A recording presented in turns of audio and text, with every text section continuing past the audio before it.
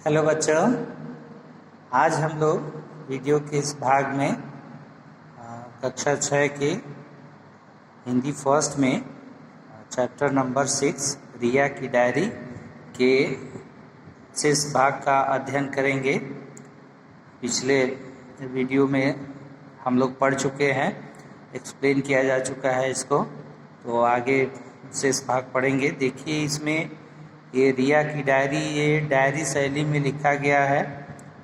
इसमें एक पोलियोग्रस्त बालिका के अदम्य साहस को दर्शाया गया है कि कठिन परिस्थितियों में रहकर भी उसकी सोच जो है वो पॉजिटिव है, सकारात्मक है, और जो जीवन की कठिनाइयों का सामना करती है और सकारात्मक सोच लेकर के आगे बढ़ती है। तो उसके अदम्य साहस का कि कितना साहस था, और अपनी साहस से वह अपनी सहेली की जान भी बचाती है। सहेली जो उसकी रिया है। तो आइए हम इसके शेष भाग को आज पढ़ते हैं। 8 जुलाई की घटना को हम लोग पढ़ चुके थे। 15 जुलाई, देखिए 15 जुलाई को फिर क्या होता है। आज तेज बारिश हो रही थी, मुझे तेज बुखार था। पापा मुझे डॉक्टर के पास ले गए थे। उन्होंने बहुत सी दवाइयाँ देते हुए कहा था जल्दी ठीक हो जाओगी। आज तेज बारिश हो रही थी, मुझे तेज बुखार था। देखिए रिया कह रही है, रिया तेज बारिश हो रही थी उस दिन 15 जुलाई के दिन, और रिया को जो है वो तेज बुखार था, और उसके पापा जो है उसको डॉक्टर के पास ले गए थे, और उन्होंने बहुत सारी दवाइयाँ देते हुए कहा था रिया को कि जल्दी ठीक हो जाओगी।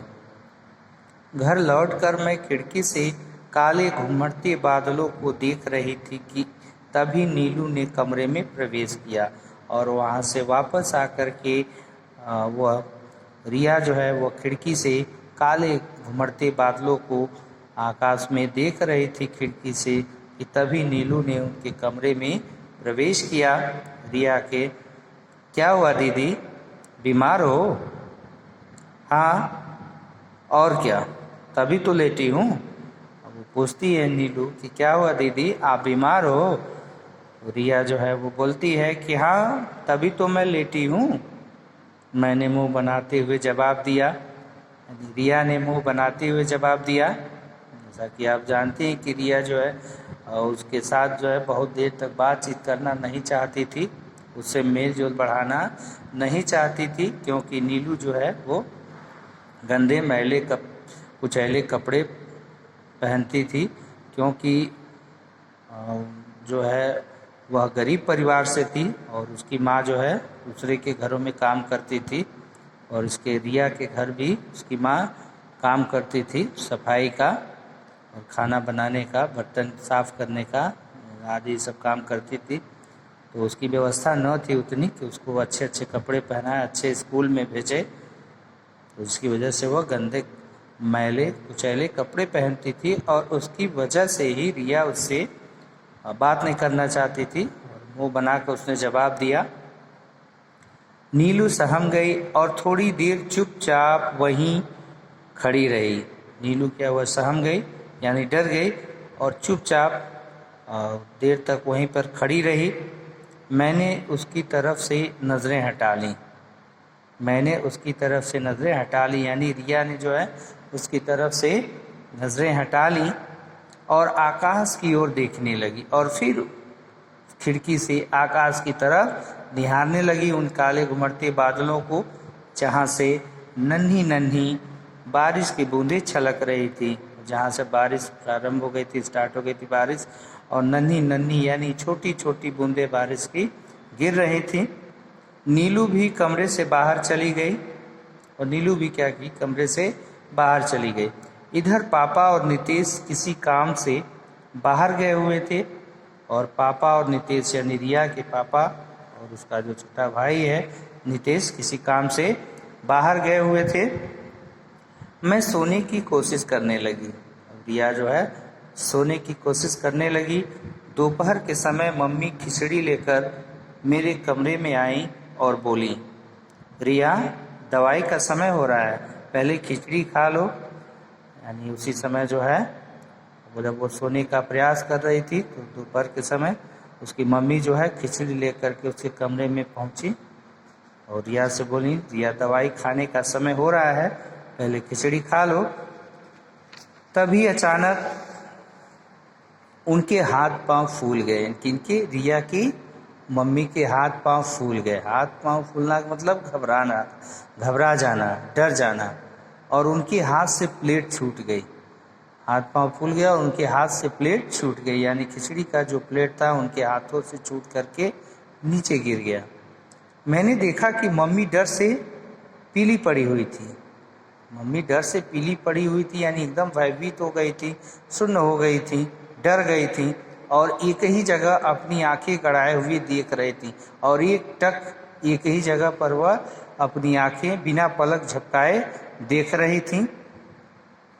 मैंने भी उस तरफ नज़र घुमाई तो देखा एक सांप फन उठाए मेरे बिस्तर के पास बैठा था। अब रिया ने भी उनको देख करके उधर देखने का प्रयास किया और जैसे ही उधर देखा तो उसके बिस्तर पर एक सांप जो है फन उठाए बैठा था बिस्तर पे उसके। उसे देखकर डर के मारे मेरी भी घी बंध गई। अब उसे देख करके डर की वजह से जो है रिया की घी बंध जाना मतलब उसकी आवाज़ रुक गई।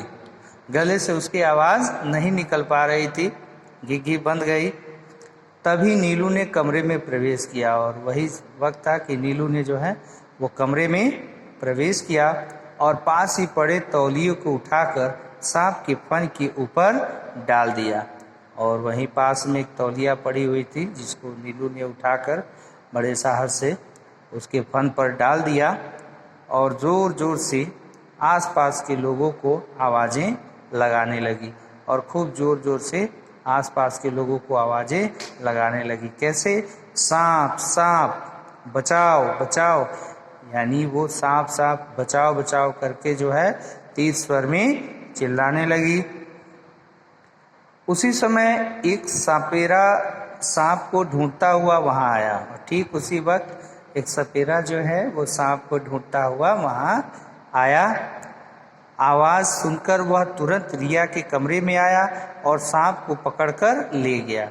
यानी उसकी आवाज़ को सुन करके वह तुरंत, कमरे से आवाज़ हो रही थी सांप सांप बचाओ बचाओ की, वह सपेरा सुन करके रिया के कमरे में पहुंचा और सांप को पकड़कर ले गया। नीलू की बहादुरी पर सभी तालियां बजा रहे थे। अब सब भीड़ इकट्ठा हो गई थी तेज आवाज़ को सुन करके और सभी लोग जो है वो नीलू की बहादुरी पर खूब तालियां बजा रहे थे। मैं कांपते कदमों से नीलू के पास पहुंची। कौन? रिया। रिया जो है वो कांपते कदमों से यानी धीरे धीरे नीलू के पास पहुंची और उसको गले लगा लिया। और आज उसने नीलू को रिया ने गले लगा लिया। मेरी आंखों से आंसू बहने लगे थे। यानी किसकी आंखों से? रिया की आंखों से आंसू बहने लगे थे। आज नीलू की बहादुरी ने गंदगी और बदबू से ऊपर उसकी आत्मा की शुद्धता से मुझे मिला दिया था। यानी आज नीलू की बहादुरी ने गंदगी और बदबू से ऊपर उसकी आत्मा की शुद्धता से मिला दिया था। यानी रिया कह रही कि आज मुझे उसकी अच्छाइयों से, उसके उस साहस को देख करके, शौर्य को देख करके, उसकी बहादुरी को देख करके जो है हमारे अंदर की सारी मलिनता जो है वो दूर हो गई। और आज उन सब से ऊपर उठ करके कहीं मैं उसकी आत्मा की शुद्धता ने मुझे उससे मिला दिया और मैं मिल गई, क्योंकि वह बहुत अच्छी लड़की थी, वह नेक थी, साहसी थी और उसी शुद्धता से मुझे उसने मिला दिया। ठीक है, ये चैप्टर समाप्त हुआ आपका।